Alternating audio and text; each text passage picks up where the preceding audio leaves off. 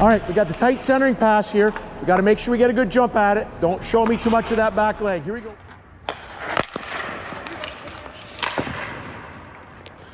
Here we go. Nice. Rebound. Rebounds are live. Attaboy, attaboy.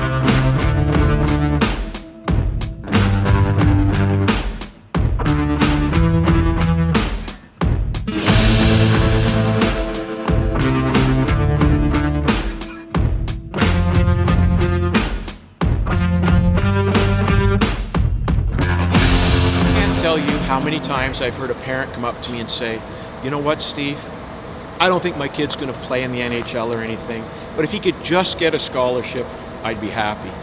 Well, I want to dispel a little bit of those myths and touch on a couple key things so that you're aware of what you're up against if you're trying to get a scholarship to a U.S. program.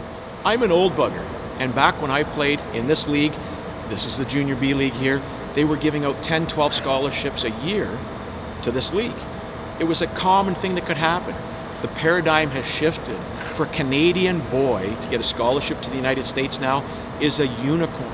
There might be 10 kids across the country get a full scholarship to the United States every year. And in the same time, 800 kids are playing in the OHL, Quebec League, or Western Hockey League. Your odds are far better to play major junior than they are to play college hockey. For me, college hockey was a great option because I was such a late bloomer. I needed that extra time. And ultimately, when I got to Miami, I got to meet Mitch, and you've seen how that's worked out for me. But those days are gone. Don't take my word for it. Look at the rosters of Boston College, Michigan State, Miami of Ohio. They're populated now by Americans. 95% of those teams are Americans because they can scout the USHL, North American Hockey League, and they get their rosters filled with American kids. So today, for Canadian to play college hockey, it sounds like a great idea, but it's a unicorn. You can't put hitch your horse to that. It's not likely going to happen. Now, if it is, you'd have to be playing in the BCHL or maybe as a Canadian going down and playing in the USHL. But to play junior hockey around Ontario, 18, 19 years old, you'd have to be God's gift. Scholarships aren't a thing anymore. And really, if you go to play college hockey Division III and you're paying $30,000 US a year, does that make sense? So parents, kids, let's get away from thinking about the scholarship thing and think about what's more pressing. You need to play Major A if you want to keep going up through the hockey ladder. And you need to be playing Major A by the time you're 17. So if you're a 14-year-old kid, 17's the cutoff. You got 3 years development window to get your stuff figured out. And at the end of the day, you can't play even Canadian university hockey that easily if you don't play Major A first, because all of those Major A kids get school packages. And so if you look at Western Ontario, all the schools out west, they're all populated by kids that played Major A that use their schooling package. So I'm not trying to discourage you. What I'm trying to do is let you know what's actually happening right now. You're not going to have a chance to get a scholarship unless you're God's gift. You need to prepare with that development window to try to play Major A by the time you're 17 or 18. That's your only option now. Remove the weaknesses, get ready to play Major A by the time you're 17 or 18, or you're just sort of in the fun stream anymore. The late bloomer days of going to get a scholarship when you're 19 or 20, those are gone. You got to be ready to play in the OHL or Major Junior by the time you're 18.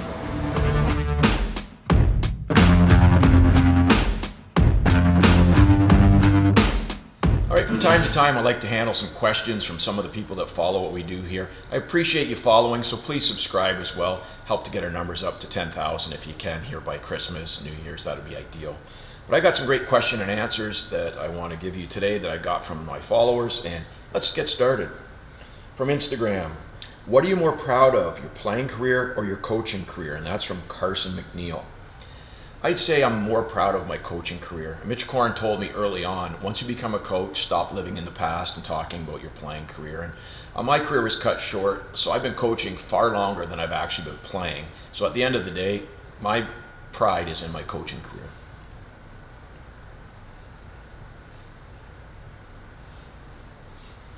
Nick the goalie wants to know, as a beer leaguer, is it worth it to work with a goalie coach like yourself in the summer?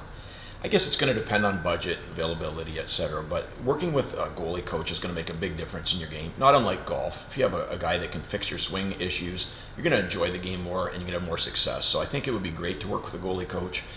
Find somebody local, somebody that's going to fit your budget. I think it'll make a big difference in your game. Wellness with Stacy wants to know, what's your most important, effective nutritional tip for pregame practice, energy, and focus? Well, in the NHL, that's probably the best example of what we can talk about. The morning of the practice, there's a chef in the dressing room that prepares proper protein and carbohydrates. Obviously, you're not going to be doing that with a private chef at your house unless you're a bazillionaire. But I think it's probably most telling what we do when we go to the rink before we play. So I would say like 4 o'clock before we get on the bus to head over to the rink at the NHL level, we'll have a little buffet set up, oatmeal, toast, butter, peanut butter, protein bars, just to get your protein, get something in your stomach. So I think the key is to have something in your stomach, not be starving, but not just bloated and feeling heavy. So something light, protein. The day before is likely where you're going to develop most of your energy production with your carbohydrate loading and stuff you eat the day before. That's why they're big on the pasta and like Ray Ferraro, chicken parm, etc. So I wouldn't have a full stomach before playing, but certainly NHL guys go get a little bite to eat with some protein type stuff before that. Alex Morosi says, what's my favorite NHL team right now? I don't have a favorite team. When I'm not playing, I try not to watch the NHL because this doing coaching for a living, it's nice to get away from it. What was the best part of playing the sport? I would say the warm-ups. In the NHL, it's cool.